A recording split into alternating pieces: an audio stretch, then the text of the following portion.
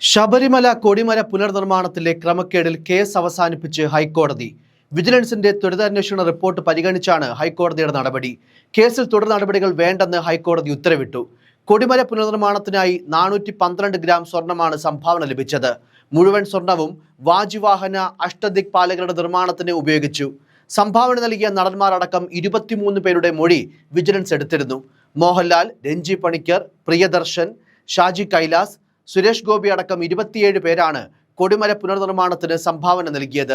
4 പേരുടെ വിശദാംശങ്ങൾ കണ്ടെത്താനായില്ലെന്നും വിജിലൻസ് കോടതിയെ അറിയിച്ചു. ASP കുറുപ്പാണ് സംഭാവന സ്വർണം സ്വീകരിച്ചത്. സംഭാവന സ്വർണത്തിന് ദേവസ്വം രസീറ്റും നൽകിയെന്ന് വിജിലൻസ് റിപ്പോർട്ടിൽ പറയുന്നുണ്ട്. കൊടിമര നിർമ്മാണത്തിനായി ഭക്തരിൽ നിന്ന് സംഭാവനയായി ലഭിച്ച സ്വർണം പൂർണ്ണമായും ഇതിനായി തന്നെ ഉപയോഗിച്ചുവെന്നും രേഖകളില്ലാതെ സ്വർണം കൈപ്പറ്റിയതിന് യാതൊരുവിധ തെളിവുകളുമില്ലെന്നും വിജിലൻസ് റിപ്പോർട്ടിൽ വ്യക്തമാക്കിയിരുന്നു. ഇത് പരിശോധിച്ച ശേഷമാണ് കേസ് അവസാനിപ്പിക്കാൻ കോടതി തീരുമാനിച്ചത്. ശബരിമല സ്വർണ്ണക്കൊള്ള കേസ് സർക്കാരിനെയും CPM നേതാക്കളെയും ഒക്കെ പ്രതിക്കൂട്ടിൽ നിർത്തിയ ഘട്ടത്തിലാണ് UDF ഭരണസമിതിക്കെതിരെ ഇത്തരത്തിലൊരു ക്രമക്കേടിൽ അന്വേഷണം വേണമെന്ന ആവശ്യം ഹൈക്കോടതിയുടെ മുൻപാകെ വന്നത്. ദേവസ്വം വിജിലൻസ് ആണ് ശബരിമല കൊടിമര പുനഃപ്രതിഷ്ഠയുമായി ബന്ധപ്പെട്ട് ക്രമക്കേട് നടന്നെന്ന് റിപ്പോർട്ട് കൊടുത്തത്. തുടർന്നാണ് ഹൈക്കോടതി ഇക്കാര്യത്തിൽ കേസ് എടുക്കേണ്ടതുണ്ടോ എന്ന കാര്യം പ്രത്യേകം പരിശോധിക്കാൻ സംസ്ഥാന വിജിലൻസ് മേധാവിയോട് നിർദ്ദേശിച്ചത്. എന്തായാലും തെരഞ്ഞെടുപ്പ് അടുത്ത ഘട്ടത്തിൽ UDFന് ആശ്വാസമാകുന്നതാണ് കോടതിയുടെ തീരുമാനം.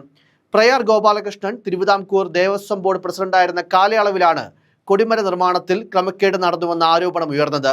അന്നത്തെ ദേവസ്വം ബോർഡ് അംഗമായിരുന്ന കോൺഗ്രസ് നേതാവ് അജയ് തറയിലിനും UDFനും കോടതി തീരുമാനം ആശ്വാസകരമാണ്. അതേസമയം ക്രമക്കേടിലും തെളിഞ്ഞതോടെ പൊളിഞ്ഞത് CPM നീക്കമെന്ന് പ്രതിപക്ഷ നേതാവ് VD സതീശൻ പ്രതികരിച്ചു. അന്വേഷണം തന്നെയും കോൺഗ്രസിനെയും കുടുക്കാനായിരുന്നുവെന്ന് പുനഃപ്രതിഷ്ഠ നടന്ന കാലത്തെ ദേവസ്വം ബോർഡ് അംഗം അജയ് തറയിലും ആരോപിച്ചു.